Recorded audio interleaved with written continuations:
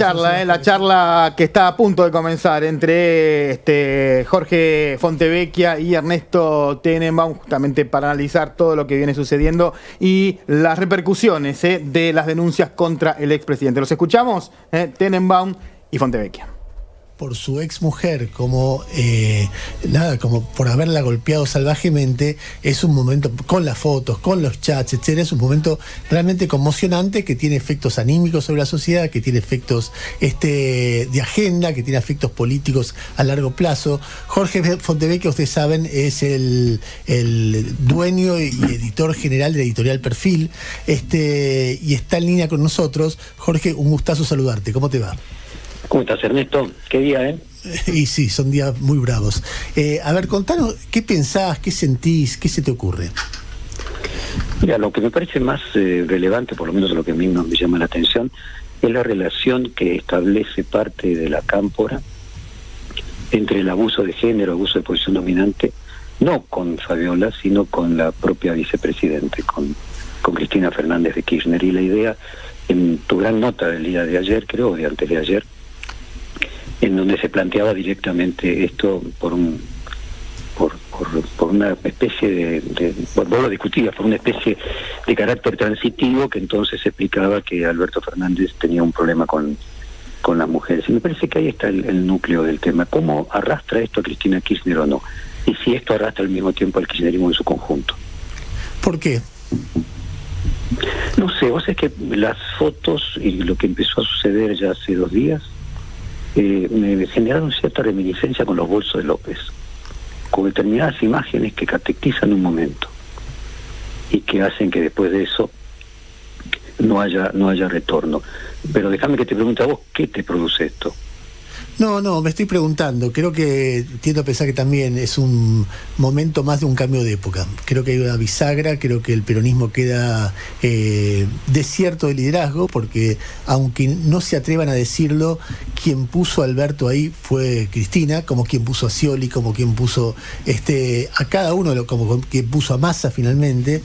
Y entonces, claro, la responsabilidad política de esta situación es incluso dentro del peronismo. Fíjate esto, Ernesto. Perdóname que te interrumpa. Eso siempre se decía, ¿no? O sea, la responsable de los éxitos y desaciertos del gobierno de Fernández son participables a Cristina Kirchner porque ella fue la autora para que él estuviera allí.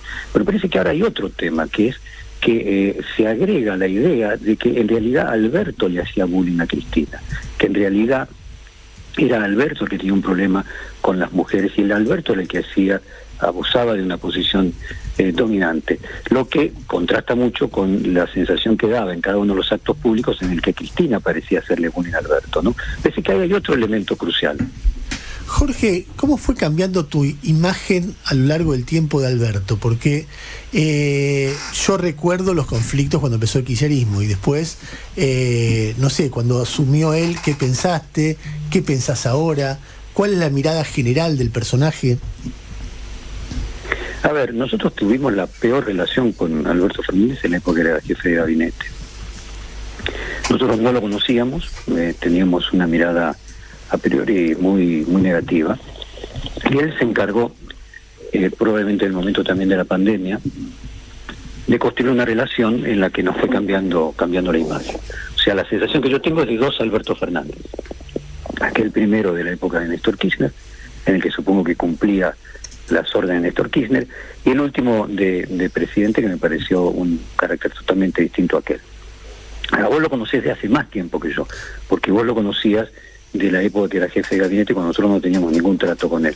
¿A vos te cambió en algo a lo largo del tiempo? A ver, me cambió mucho los últimos 15 días. Es decir, mi sensación era cuando él asumió como candidato como presidente. O sea, ¿era el mismo presidente que jefe de gabinete?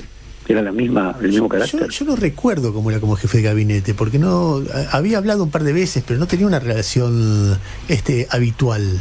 Después él se fue con Cristina después del quilombo del campo, y pasó a ser un dirigente menor, un dirigente que pululaba buscando algún espacio, trabajando en algunas cosas con YPF. No me parecía un tipo muy relevante hasta el momento en que finalmente es elegido candidato a presidente. Yo ese momento sentí que se abría una dinámica nueva, pero sospechaba mucho, y lo escribí el día que fue designado, de la relación de él con Cristina. Cómo iban a gobernar si pensaban en todo distinto, y si Cristina era la mujer impiadosa que era en el ejercicio del poder, y él era el hombre que yo no le veía fortaleza para resistirla. Eso fue mi mirada durante todo el periodo todo el periodo que llegó desde la pandemia hasta el momento clave en el cual se ve que desde características morales hasta características de inconsciencia y de responsabilidad, de falta de jerarquía presidencial, que es espantoso, que es el día de la foto. Y para mí ese día él terminó como presidente. De cualquier modo, mirando esta recorrida, yo no imaginaba, porque no imagino de nadie, que era un hombre que golpeaba a su mujer. Sí veía que era un tipo que cuando hacía que todo el mundo esté encerrado, tomaba actitudes que eran contradictorias con eso, y eso era tremenda para la gente. Y sí veía a alguien que le decía a cada uno una cosa y a otro la contraria, y pensaba que podía sobrevivir a esas contradicciones permanentemente, procrastinando conflictos. Pero bueno, ahora lo que se revela es una cosa mucho más horrorosa, ¿no? Ahora, vos, no sé si yo estoy desenfocado, pero a mí lo que me llamó la atención fue tu nota con Mayra Mendoza y la explicación de ella de por qué no funcionó el gobierno por el machismo de Alberto Fernández. Me parece que acá hay una especie de espejo en la relación que se plantea Alberto Fernández con su mujer, de la que se plantea de Alberto Fernández con su vicepresidenta y en el fondo su jefa, ¿no? Creo que detrás de todo esto, en el fondo lo que está la discusión es si el gobierno de Alberto Fernández fracasó por la incompetencia de Alberto Fernández o fracasó por la, podríamos decir, mala decisión estratégica de Cristina Fernández de Kirchner, o de los dos. Bueno, y creo que tu reportaje lo pone de una manera, tu reportaje de la intendente de Quilmes lo pone de una manera de blanco y negro. Creo que cuando pase lo de Fabiola, o cuando de Fabiola se encamine judicialmente y haya sentencia y se quede todo absolutamente aclarado, lo que va a quedar de fondo como análisis para la historia es la relación de Alberto Fernández con Cristina Fernández de Kirchner. Incluso te diría más, como un ejemplo a futuro, si es posible que haya un presidente que tenga un menor poder que el líder del partido. Jorge, ¿y ahora? Y ahora supongo que esto le genera al gobierno de Milei también ventajas comparativas. Creo que ahora lo que hay también es un ocaso de un relato que no es simplemente el relato kirchnerista. Creo que lo podríamos agregar también con lo de Venezuela, podríamos agregarlo también con lo de Evo Morales acusando de autogolpe a su discípulo. Me parece que hay un fin de época de un relato que ya, podríamos decir, duró 2 décadas y que se demostró insustentable. Acá, en el fondo, todos los relatos tienen fecha de vencimiento, ¿no? Son como los paradigmas de Tomás Kuhn. ¿Esto qué sería? ¿El relato progre? Yo me defino progre, ¿viste? Y no me siento identificado con nada de este relato. Una forma de entender la progresía, ¿no?